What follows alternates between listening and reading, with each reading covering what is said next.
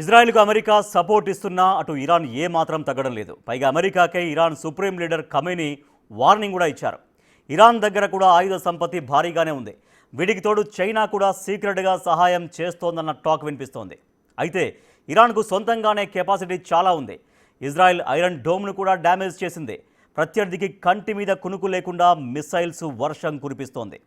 మరి ఇరాన్ దగ్గర ఉన్న బ్రహ్మాస్త్రాలు ఏంటి?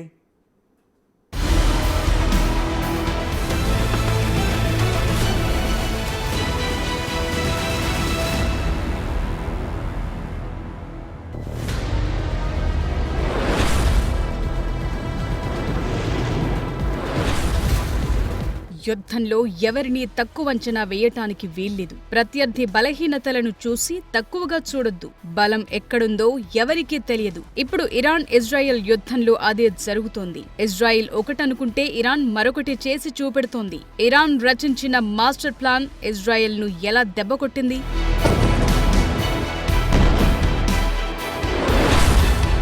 దేశీయంగా ఆయుధాల ఉత్పత్తి చేసుకోకపోతే ఏ దేశానికైనా కష్టమే. యుద్ధం వస్తే చాలా రోజుల దాకా పోరాడే కెపాసిటీ ఉండదు. మధ్యలోనే చేతులెత్తేయాలి. లేదంటే ఎంత డబ్బైనా ఖర్చు పెట్టి ఇతర దేశాల నుంచి కొనుక్కోవాలి. సో ఇరాన్ దేశీయంగా చాలానే వెపన్స్, మిసైల్స్ ప్రొడ్యూస్ చేసి పెట్టుకుంది. ఈ కారణంగా మిడిల్ ఈస్ట్ లో అతి పెద్ద ballistic missile stock pile Iran సొంతం. ఇరాన్ దగ్గరున్న కీలకమైన ఆయుధాలేంటో చూద్దాం.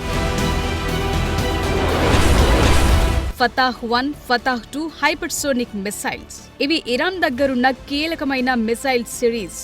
ఫతాహ్ ప్రయోగించిందంటే ప్రత్యర్థికి మూడినట్లే అని అర్థం. ఈ హైపర్సోనిక్ మిసైల్స్ రేంజ్ 1400 కిలోమీటర్ల నుంచి 1500 కిలోమీటర్ల దాకా ఉంది. 400 కిలోల పేలోడ్ మోసుకెళ్తుంది. హైపర్సోనిక్ బ్యాలిస్టిక్ మిసైల్స్ ఎక్కడైనా ఆపరేట్ అవుతాయి. Fattah two hypersonic guide vehicle HGV అయితే ఫుల్ టెక్నాలజీలో లోడెడ్ గా ఉంది. తక్కువ ఎత్తులు ఎగురుతూ రాడార్ల నుంచి తప్పించుకుంటుంది. దీంతో ఇజ్రాయెల్ అడ్వాన్స్డ్ డిఫెన్స్ సిస్టమ్స్ కు ఎఫెక్ట్. ఫతాహ్-1 ను ఆల్రెడీ ఇరాన్ ప్రయోగించి చాలా డ్యామేజ్ చేసింది కూడా.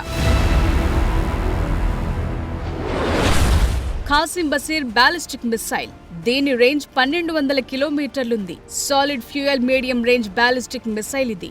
ఎలక్ట్రో ఆప్టికల్ సీకర్స్ తో రాడార్ జామింగ్ నుంచి తప్పించుకుంటుంది. ఖైబర్ షేఖన్. దీని సామర్థ్యం 1450 కిలోమీటర్ల రేంజ్ ఉంది. 500 కిలోల పేలోడ్ మోసుకెడుతుంది. మాన్యూవరబుల్ రీ ఎంట్రీ వెహికల్ ఇది. Third generation solid fuel ballistic missile. IRGC aerospace division ద్వారా దేశీయంగా ఇరాన్ డెవలప్ చేసుకుంది. షాహిద్ డ్రోన్స్. ఈ డ్రోన్స్ కెపాసిటీ 1200 నుంచి 1550 కిలోమీటర్ల రేంజ్ ఉంది. 50 నుంచి 450 కిలోల పేలోడ్ తీసుకెళ్తుంది. తక్కువ ఎత్తులు ఎగురుతూ రాడార్ల నుంచి తప్పించుకుంటుంది. ఎతిమాద్. దీని రేంజ్ 1700 కిలోమీటర్లు. 16 మీటర్ల పొడవైన లిక్విడ్ ఫ్యూయల్ మిసైల్ ఇది. ప్రెసిషన్ గైడెడ్ వార్హెడ్ తో ఉంటుంది. ఇజ్రాయెల్ లక్ష్యాలను అధిక ఖచ్చితత్వంతో డ్యామేజ్ చేస్తుంది.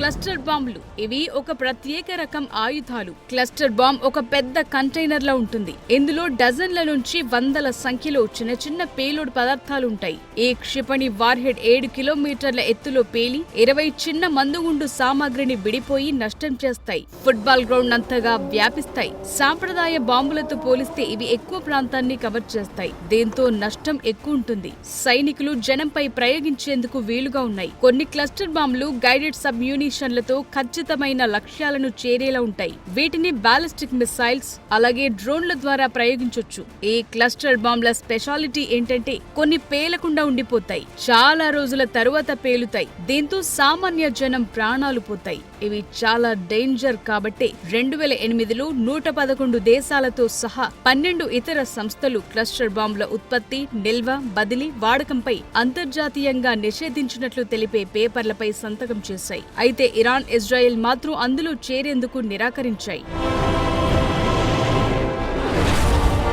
అణ్వస్త్రాలు లేవని ఇరాన్ అధికారికంగా చెప్తోంది. కానీ 60% యురేనియం శుద్ధి చేసి 9 అణుబాంబులను తయారు చేయగల కెపాసిటీకి ఇరాన్ చాలా దగ్గరైందని international atomic energy association IAEA report ఇచ్చింది. అందుకే ఇరాన్ ను తక్కువ అంచనా వేయటానికి వీల్లేదని ఇజ్రాయెల్ కు అప్పుడే తెలిసొచ్చింది. అందుకే నటాంజ్ ఫోర్దు అణు స్థావరాలను ఇజ్రాయెల్ మొదటగా టార్గెట్ చేసుకుంది. ఇరాన్ న్యూక్లియర్ సైంటిస్టులను హతమార్చింది. ఎందుకంటే ఇరాన్ అణ్వస్త్ర ప్రయోగాలు ముందుకెళ్లకుండా చేయటమే దీని లక్ష్యం.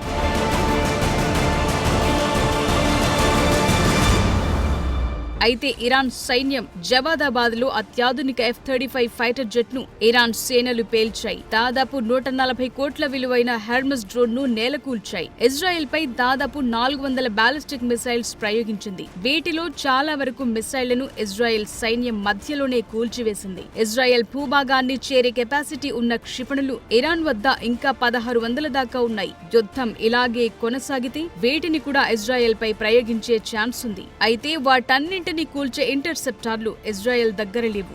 మరోవైపు Iran revolutionary guard corps intelligence chief గా మాజిద్ ఖమేదీని నియమించుకుంది. ఇటీవలే ఈ IRGC చీఫ్ ఇజ్రాయెల్ దాడిలో హతమయ్యాడు. దీంతో ఎప్పటికప్పుడు అప్డేట్ అవుతూ ఇజ్రాయెల్ ఊహించనంతగా నష్టం చేస్తోంది ఇరాన్.